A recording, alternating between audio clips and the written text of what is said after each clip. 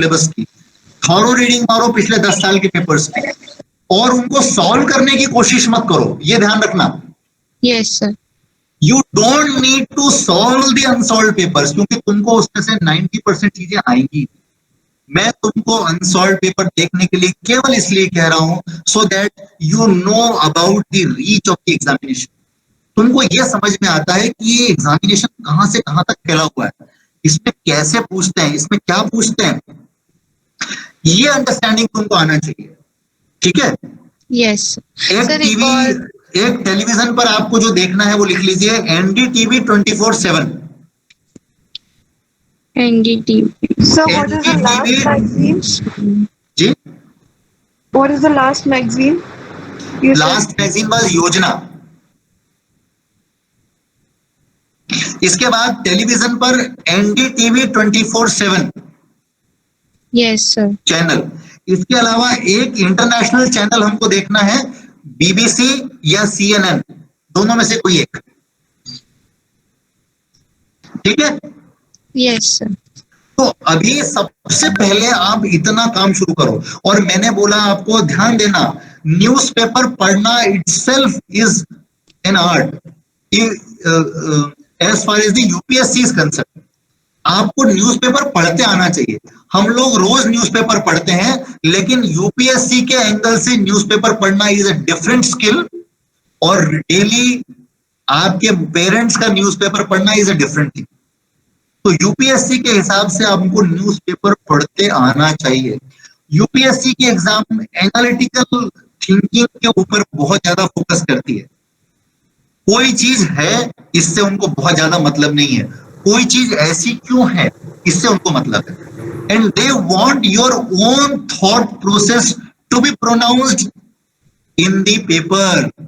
तुम्हारी खुद की थॉट प्रोसेस जानना चाहते हैं। ठीक है? Yes sir. और बुक्स के लिए पूछना था मुझे, फिक्शनल पढूं या नॉन बिल्कुल फिक्शनल? जरूरत नहीं है, अभी इससे ज्यादा पढ़ने की जरूरत नहीं है। यूपीएससी में the problem of plenty is a very big problem. हम क्या करते हैं, हजारों किताबें इकट्ठी कर लेते हैं और फिर we get lost in this books, कहीं खो जाते हैं इनमें और हम कंफ्यूज हो जाते हैं। तो थोड़े से शुरू करो। सर बट आई अभी have a hobby of reading autobiography, so वो कैन पढ़ो, मुझे कोई प्रॉब्लम नहीं, मुझे कोई प्रॉब्लम नहीं है उससे। आई? यस सर वो पढ़ो जब तुमको टाइम मिलता है। पर अभी तुम कौन सी क्लास में हो? Sir 11th। 11th में, तो तुमको 11th और 12th भी अच्छे से करनी है। Yes sir. अब यदि देखो सर और मैंने यूपीएससी, अभी देखो तुमको ये जो यूपीएससी वाले बच्चे हैं, ध्यान दें कि दिल्ली यूनिवर्सिटी सीक्वेंस समझो। दिल्ली आईएएस की पढ़ाई के लिए सबसे अच्छी जगह है, नंबर 1। दिल्ली यूनिवर्सिटी आईएएस की पढ़ाई के लिए सबसे अच्छी जगह है। और दिल्ली यूनिवर्सिटी में एडमिशन लेना है तो परसेंटेज अच्छे चाहिए। यस अभी सर। का यस सर। और परसेंटेज अच्छे चाहिए तो 11th और 12th अच्छी करना पड़ेगी।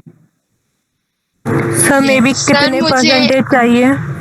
हाँ, सर मिनिमम कितने परसेंटेज चाहिए किसके लिए? दिल्ली यूनिवर्सिटी के लिए? मिनिमम 95।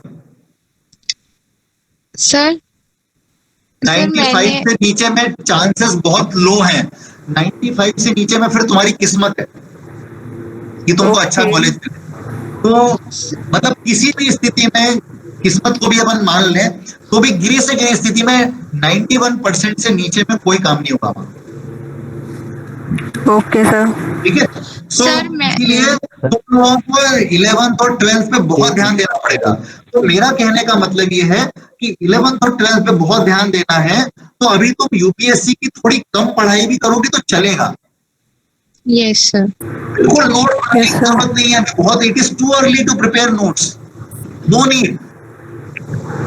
Yes sir. वेबसाइट्स हैं जिनको देखना नोट कर लो, जल्दी जल्दी नोट कर लो।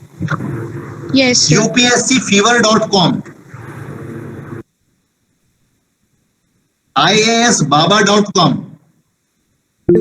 सर यानी अगर अभी 11th क्लास में 2 साल करंट अफेयर्स और जीके जी Sir, please can you repeat the names? एक मिनट अयाज रुकिए। अयाज आपकी बहुत बीच में बोलने की आदत है भाई, रुका करो। जब दूसरी बात चल रही है तो 2 मिनट के लिए अपने आप को पॉज दो। हाँ, Sir, पहला था UPSCFever.com, दूसरा है IASBaba.com, तीसरा है अनअकैडमी। अनअकैडमी के जो डायरेक्टर हैं, जो उसका मालिक है, वो एक IAS ऑफिसर है, रोमन सैनी नाम का एक Yes, लड़का sir. है, जिसने मध्य प्रदेश में, वो जबलपुर में असिस्टेंट कलेक्टर था और 2 साल के बाद ही उसने नौकरी छोड़ दी। 2014 बैच का लड़का है, 2015 में उसने नौकरी छोड़ करके अनअकैडमी शुरू किया और आज वो 400 करोड़ रुपए का वेंचर है अनअकैडमी, और वहां वो IAS की कोचिंग देता है लोगों को। ठीक है, तो अनअकैडमी। और एक है AFEIAS.com, A for Apple, F for fan, E for elephant, IAS.com। ये कुछ वेबसाइट्स हैं। और एक किताब मैं आपको रिकमेंड करूंगा, how to become an IAS officer, लिखा भाई अभी का, Yes, sir. लिखिए sir. yes, sir. How to become an IAS officer, written by doctor Vijay Agrawal. This book is available both in Hindi and English, और 100 रुपए की किताब है, ऑनलाइन अवेलेबल है, भोपाल में अवेलेबल है, सब जगह अवेलेबल है। इस किताब को लीजिए, इसको पढ़ने से यूपीएससी के बारे में आपके सारे डाउट्स क्लियर हो जाएंगे। Sir, writer. सर एक क्वेश्चन और है। डॉक्टर विजय अग्रवाल, हाँ पूछिए। सर मैंने अभी कॉमर्स लिया है, बट आई फील लाइक अभी टाइम है अगर मुझे सब्जेक्ट स्विच करना हुआ तो, क्योंकि मुझे DU में एडमिशन चाहिए, लाइक मिरांडा हाउस या LSR।